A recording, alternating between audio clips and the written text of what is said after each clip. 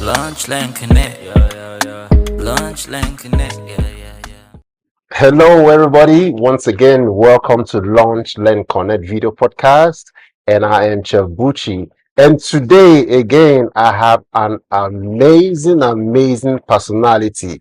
I've not seen anyone as energetic as this guy. He's an entertainer, he's a producer, he's a show promoter, he's an MC, he's a hype man. In fact, he just won the Hype Man of the Year, Hype Man MC Award of the Year, Gada Awards. Gada Award. Yeah, in Houston. That's Diaspora Award. All right, so we have in the building Big Smart. Come on. Clap. That's where you clap, right? You go first clap before that. Okay, I clap for you. I saw that. Thank you for Jesus. You're welcome, bro. Thank you very much, bro. And you are all over the place. Yeah, I'm trying. I'm trying. Your energy, where do you get your energy from? I think it's pretty much because of poverty. You don't poor before. You don't poor before. You come America, get plenty responsibility. Your brothers, sisters, everybody call. But your energy, good dance. I feel you 1,000%. I feel you. But it's a lot of responsibility, man. I just think about it, but I was just born like that. And for me, I just feel like these things are spontaneous. I feel you. So tell us, who is Big Smart? Big Smart is Joseph Ochewude, born and raised in Kaduna from Benue State, precisely. I schooled in Benue State University, my first degree, and I moved to Abuja, from Abuja to Lagos. I'd worked and served with Hip TV, produced like a couple of headies before I moved to the UK, from the UK to America. But I toured around the world and still reaching out globally. Big Smart is an actor first before anything. I went for the Next Movie Star in 2014. Oh, really? As the top finalist before I left the house, and that actually propelled and established my career. That kind of like shot me to the climax. After the Next Movie Star, I featured in some soap opera. I was popular on TV shows and TV series, and that's propelled my passion to script writing, producing, and acting. So I'd done movie for a while before I delved into MCing. Okay. I used that word delved because I didn't know I was going to be an MC. So one of my secondary school teachers at some point needed somebody to host his wedding. And I was there. I could dance. First off, I could dance. Okay, yeah, you can dance. Yeah, I could dance. I started with dancing, Makosa, and all of that. But I was equally very witty in school, secondary school. I was a social prefect. But then I usually host my students. I realized that I do all the games and everything. So by the time he said he needed somebody to host his wedding, but he particularly wanted me to do the hosting, taking that risk on me. I just needed to ask a few questions and I hosted it. But the climax of everything was the dancing and how I was able to create a good ambience for everybody. Oh, nice. So that's after that wedding, I had 6 to 7 bookings back to back. Oh, for real? And that made me. And that was it. That's how you became an name. Yeah, totally. Then at some point, I just said, okay, I was doing skits and I realized I had this little humor in me. So I started doing comedy. Me and MC Marco Polo from comedy skits. So we'll do our comedy skits real time and then we'll move on stage, express the skit on stage. And that made me a comedian at some point. So I realized that I wasn't finding myself funny. People felt I was funny, but I don't think I should be a comedian. I think that is kind of limiting because I have to think of what to say. I have to always construe myself to a certain confine. So that wasn't me. I just need to be. I want to be let loose. I just release me, brother. Don't hold me. Don't cage me. So that, to a large extent, made me dabble into hyping as well. Oh, nice. So when I left comedy, I just dabbled into hyping because hyping was the in thing. But I think my MCing and comedy was equally hyped up. Because I would MC and dance. I would do comedy and still dance. I will give you all those clips, you see. And I was like, I went on my first UK tour doing a dance and comedy, and that to a large extent just shut me up. Oh, nice. So then hyping and then boom till today. So till today, you would tell the difference. I do my kind of hyping is a little bit more engaging. Okay. Because I'm able to shut the mic and engage the people. Oh, nice. I'm able to talk. I'm able to host weddings. I'm able to host ceremonies. I'm able to host parties, concerts. So you can't limit me. You can't even stereotype me. Oh, this one is just a club hype man or just a concert hype man. I'm everywhere doing I've seen you in many stages and many of your clips, bro. So many things. a lot.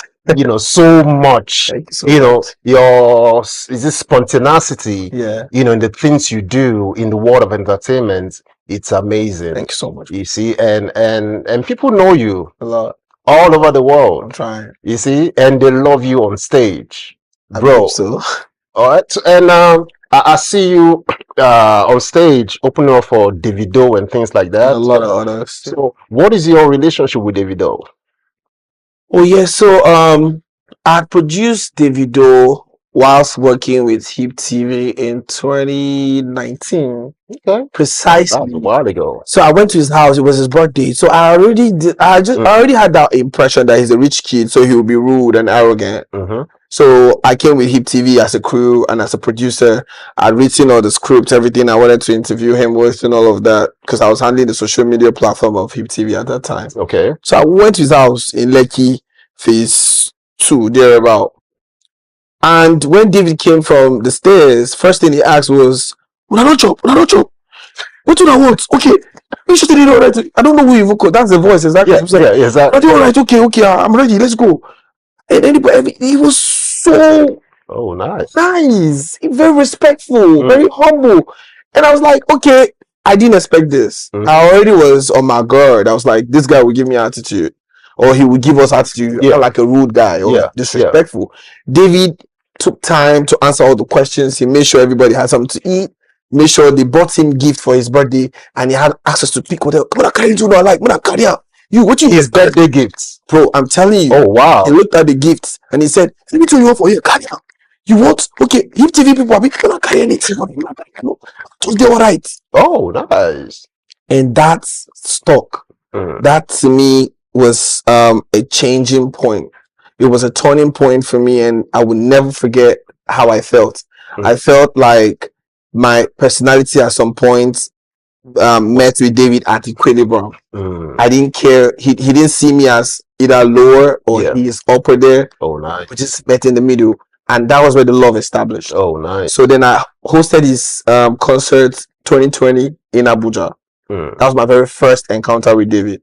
Okay. On stage, I hosted his concert. The energy was crazy. I gave my everything because I already loved him. I was like, okay, 2019 he was like this. Yeah. So 2020, let me fuck this shit up. So I went hard in Abuja and I took over the stage, and that made me extra popular. Oh, nice. But the name Big Smart actually even came from Wizkid. Oh, for real? Good. So that's another thing. Originally, I had hosted Wizkid in Warri. Okay. That was my biggest moment. So I hosted Wizkid in Warri, and the show was not all that. You feel me? Okay. But because of how I hosted the event, the energy I gave and everything, Are was like, they come with us to Lagos. Okay. So boom. On our way to Lagos, it was like 2 weeks after that. You Want to Bamba was still trending. I was already vibing with Goya Meno. We had one of the biggest record. Then Bizu now took me to Are to fulfill his promise. Okay. Then we now went with Goya. So Wizkid meeting Goya Meno with You Want to Bamba, he was excited. So he accepted us with a lot of happiness and everything. Oh, nice. So, but that stage, Landmark Event Center in Lagos, was the turning point for my career. Oh, nice. Anybody who made it to that stage, if you are still the same, then you're on your own. I feel you. Because going on that stage was like the biggest concert. Everybody in Lagos was outside. And then all the media, all the TV stations were there to define the moment. So when I got on stage and I was performing, they were streaming live. My phone was buzzing. My family were calling, my friends, my cousins, my relatives, my girlfriend. That they could see you on TV. My guys, my exes. Wow. All my exes that had blocked, that didn't believe in me, were buzzing my phone. And guess what? After the stage, I just went back to one of my boys just called me, Harry. MC Smart. My name was MC Smart, sorry. Okay. MC Smart. You did stage? You dey perform with big Wiz. No, forget, Baba, you be big smart for all that MC for your name. You see, what just coming now. And I was already struggling with the MC stereotype. Oh, I was like, calling me an MC is a limitation to my career. In fact, I do a lot more. So I needed to take out the MC, but I didn't know what to replace it with. The moment he was able to eliminate MC from Smart and then give on stage. Yeah, and Big Wiz just moved from Wizkid to Big Wiz. I feel you. So it was like a changing point for all of us. So when he now said, you be MC Smart, you did stage with Big Wiz. Baba, I will call you Big Smart from today. That moment, I went on my Instagram, I changed all my handles.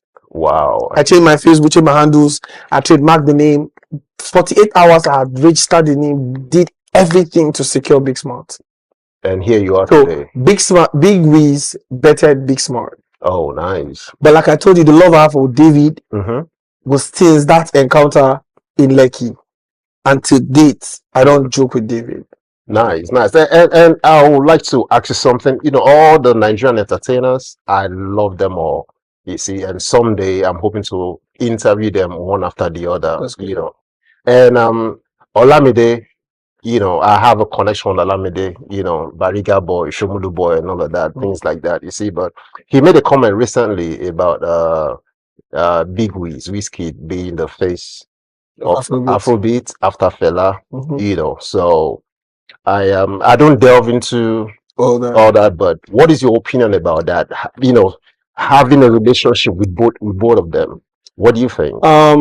So for me, like I said, the tour with David actually changed my life, because touring around with David in America from Nigeria, and then how he's been treating me, giving me all the shout out, and then that increased my price drastically. What I was charging before, after the tour, I now charge 3 times more. Oh, nice. You feel me? So I don't want any. Now that you're here with me, maybe I should increase my price too. Of course, definitely. That David did with you like this, so Baba. As to they see that speech, that's so. So this is the thing, right? I don't want anybody to see this as me being a little bit sentimental or trying to be, you know, a 30BG fan or something. Let me explain what Olamide should have said. So, for example, ask me the question. Imagine if I'm Olamide. Tell me who is the face of Afrobeat after Fela. I think that's the best way I will answer it. Okay, so just call me Olamide. Let's do a dry run. Okay, assuming you're Olamide, so Olamide. Call me Badu. Adu. Yes, Afam. So my name is Olamide. What's up? So Badu, welcome to the house. So who do you think is the face of Afrobeat after Fela? Okay. For me, I think Afrobeat is a movement. And since after Fela with Afrobeat, and then people like Wizkid, David, Bonner, Thames, and myself, Ashake, and the likes, you know, the pioneers. I mean, a lot of these guys are the pioneers of Afrobeat with the S. True. You feel me? It's really that I'm talking to say any figure is the face of Afrobeat after Fela. I still feel all credit still needs to go back to Fela regardless. Because looking at what Bonner is doing, dominating, winning Grammys, performing globally, touring around the world, that is contributing his quarter to Afrobeat. True. Seeing what David is doing, selling out thousands of people. Bro, thousands, 20,000 capacity in American, US store, UK, Europe. That is phenomenal. Looking at what Ashake has done, looking at what Wizkid is doing. Of course, generationally, I would say for the gens, for the millennials, Wizkid actually held it down. Cut across the Gen Z generation.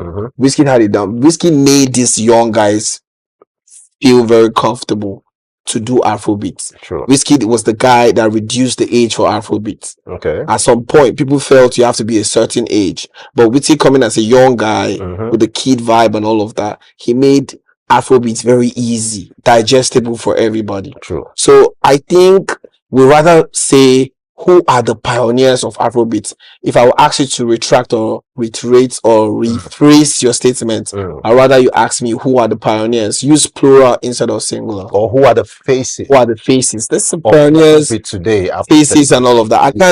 I can't credit one person with Afrobeat at the moment. I feel it. It's a lot of people doing different things. I feel it. David is pushing the culture, bringing more Africans together, bringing more love together, energizing the entity with his love and kindness. Wizkid is giving them styles, teas. You know, there's a lot that everybody has contributed for the ladies. Exactly. No girl in this industry will believe that doing music would earn you a Grammy. Imagine Thames winning a Grammy. See what Arista is doing. See what Rema is doing. So it will be largely derogatory for me to say one person is the face of Africa. I feel you. All right. With that being said, we'll go on a short break because I need to feed Big Smart. There you go. Yes, I got you. All right. So we'll be right back with more stuff. I'm Chebuchi and this is Launch Learn Connect video podcast. We'll be back after the break. Come today, but today, or not tomorrow. Make I show you the place as you take. I know tomorrow, but if you want to give, I could take us to your university. Launch Learn Connect. Welcome back to the show. This is Launch Learn Connect video podcast with Chebuchi, and I'm still here with my friend, the hype man, Big Smart. Yes, sir. Brother, welcome back. Oh, thank you. How do you like the meal, brother? I love the meal. I felt like I was in Lagos. That's so. I mean, I like the bread and everything. Chebuchi, you try for also. I appreciate it, man. The best part for me is your pepper soup. Next time you must do that for me. I got you. Anything. I got you. Okay. Yeah. Before we went on break, we talked about you on stage with Davido, opening up for Davido and things like that. You talked about your relationship with him, how you started and all that. So what are the benefits really of you working with Davido in that capacity? How has it helped your career so far? Oh yeah, I think for me, all I needed since my inception in America was just a reference point. Gotcha. You know, ordinarily a hype man cannot pay for stadiums. A hype man does not have the capacity to book stadiums or MC whatever. But working with David has made it easy for thousands of people to increase my numbers, my followers on Instagram. Promoters now know me, they book me randomly. And then for reference points, you'll be like, oh, he works with David. You know, it's easy. And David is somebody that when you spend your time and energy to serve him or to work with him or to show him loyalty, genuinely, he's not somebody that will just ignore you. When he sees you, he's equally your fan. David will see me and be like, Big Smart. You will tell that this guy is equally your fan. He likes you. And then you have to reciprocate it too. That's why organically, sometimes I don't even do things for David to see. But if you mention David anyway, I try to protect his brand, his personality and everything. I feel you. So what has changed for me largely is the fact that where I was probably here. And then working with David took me like here. You feel my point? And then it's not just stopping there. It's like we have a lot. You're still on that journey. Yeah, but what I'm planning to achieve is to have a record with David. Oh, okay. Big Smart featuring Davido. If David can do that for me, it's over. It's over. Because if David features me on the song, the way I'm going to perform that song is with my life. It's like my mother will dance, my brothers will dance. And even you, Baba, if you know Baba, go, one on one, go. I got you. So I just think at some point I will just need to beg David to give me a record. I don't care how much he will ask me to pay. Even if it's $1 million, I will pay. Nice. I'm sure I don't joke with it. I love David. I love all our Nigerian artists and all that, and I'm hoping to speak to each one of them. You will. On my show. All right. So you are a manager too. Okay, you're a manager too. So tell us about that. Oh, being a talent manager is a little bit more complicated than anybody can imagine. Okay. Because first off, I'm an artist and a performer. So picture this. You're thinking about your career. And then here comes Jumabi. Smart, how far? I dey go Canada tomorrow. Check my flights. I dey come America next week.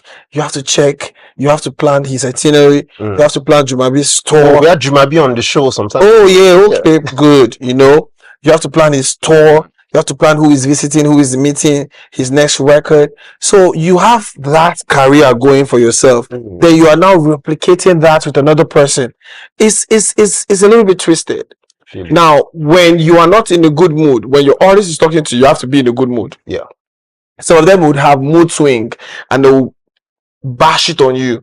What is not your fault? They will call you randomly and scold you, but you have to take it. But you know the beauty of everything is just to see that an artist is going from point A to point B, point B to point C, and then when people now start to call you to say, "Oh, I want to book your artist," that's like the changing. That's like the pinnacle for me. For the in America right now, the only artist I think I am focusing on developing and saturating from now is Jumabi. We just added him to the international management list, so we're pushing him with everything. He has a record out with Two-Face Idibia, and all of that is a lot of responsibility. We need to look at people discovering his music, recognizing him when he moves, his events, strategic hostings, concerts, festivals. So that's there. I discovered Kwate in America. I was able to promote Kwate. He's currently the artist of the year diaspora. Nice. And he has banging hits. And to me, with Kwate, I was able to achieve the #1 Shazam song globally. For promoting him. So that to me are some of the records that have broken. And then with Goyameno too. You know, Goyameno is one artist that made me feel like, okay, you can do this. You know, Goyameno had one of the biggest records in the world. Dorime. Thank you. You want to band by you want to chill with the big boys. Then we still have Magneto with Canada. You know, really? Those are some of the things that I'm affiliated to. That being a manager is a little bit complicated. It's not easy to be this big smart and the Joseph the manager. Wow, your energy is something else. You feel me? That's like my intellectual contribution. So I'm working in all ramification. I'm working intellectually, I'm working physically, my body is working, my mind is working, everything is working. I barely have chance or time to rest. Well, you should try and rest. I do. I need to tell myself that. I do rest. Well, you should try and rest. I do rest. You rest. I do rest.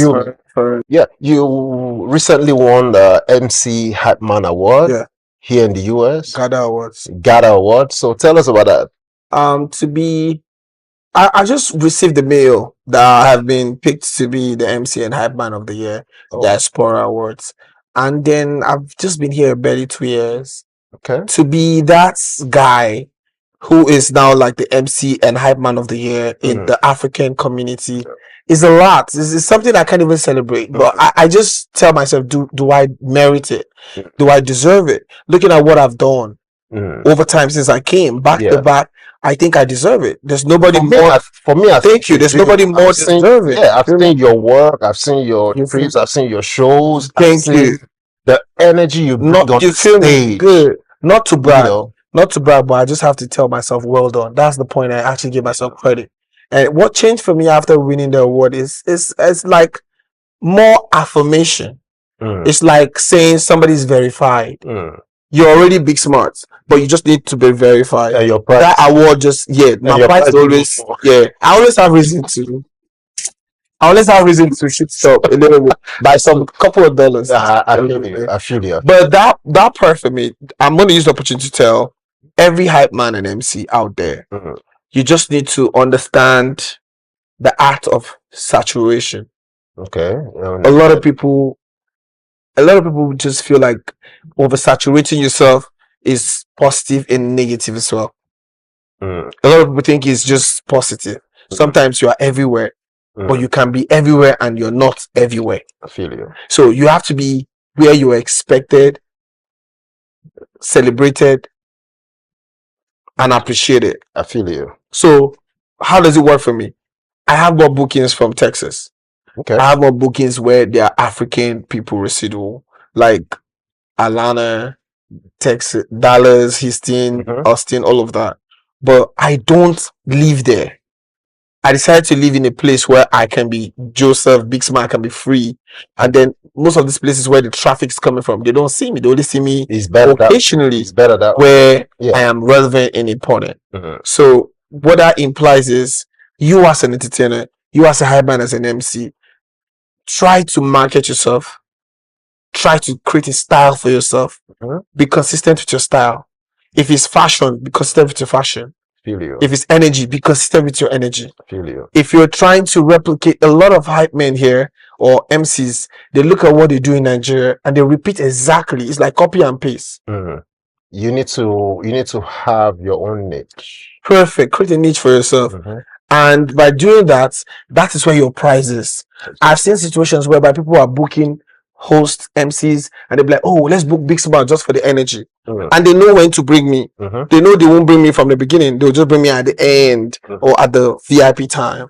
So that's to a large extent is my contribution. That's what I've been able to submit to the industry. And a lot of people are currently deducting from that. Nice. Well, a whole lot has been said.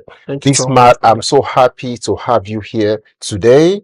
And do you have any word or two you also like to share before we wrap up the show for today? But we're going to have you back. Yes, of course. This is your first time here. I might take over the show. When you want to travel, I'll just come and host. You will come and host. You trust me. Absolutely. Full year contract. Because I actually feel like this podcast is going to take over America. Because first off, I need to give you the credit to be a chef and you're this lucrative. You're thinking out of the box. The last time I came here, you had a talk show, and now you have a podcast. I don't know what you're gonna have next. You know, a whole lot. Anything that comes with Uchi, the Igbo in you is radiating. It's just, I'm in the room where I feel comfortable because my mom is Enugu rooted and my dad is Benue, so I feel comfortable with your trajectory, and I'm super proud of you. That's my submission. Then secondly, I would rather say America is not easy for everybody, and to be very honest, when you're here, just don't think about the 9 to 5 as much as you can. If you have any dream, any talent inside of you, use your phone, your social media. Right now, the algorithm is not about the number of followers you have. The algorithm favors you from anywhere. Just use this opportunity to motivate yourself to put your skills out there as much as you can. The world has become a digital entity. You need to contribute your quarter. There's a lot of money in the digital space. So try as much as possible to employ yourself. It's going to be hard, but you have to start from somewhere. So if you're watching this, the only motivation I have to tell or share with you is you should work hard to employ yourself. And until you start employing yourself, you can sleep, make money. You are not living. You are just existing. I feel you. Well, you're heard from Big Smart. Thank you, sir, for that. And thank you for coming to the show. Thank you so much. I appreciate you. And all your trips, I pray God guides you. Amen. All your artists, they will blow past blowing. Shout out to Juma B, shout out to Magneto, shout out to Goya, shout out to Kwati, shout out to everybody I manage generally. Shout out to Banwo, my manager, and everybody. All right. And shout out to all the Afrobeats artists from Africa. Shout out to Best Chef, Bucci. Shout out to the camera guy. I don't know his name. MXL. The artist. Shout out. Baba said your song will blow you. So that I know an artist. Shout out to the camera guy, badass camera. Give me better angle, bro. If this I go find filter, edit out. Alright, guys. So thank you all so much for watching. And this is Chef Bucci from the Launchland Connect Video Podcast. And I'll see you again in the next shoot. And Big Smart, thank you for coming to the show. Thank you, bro. Take it easy. Launchland Connect. Launchland Connect.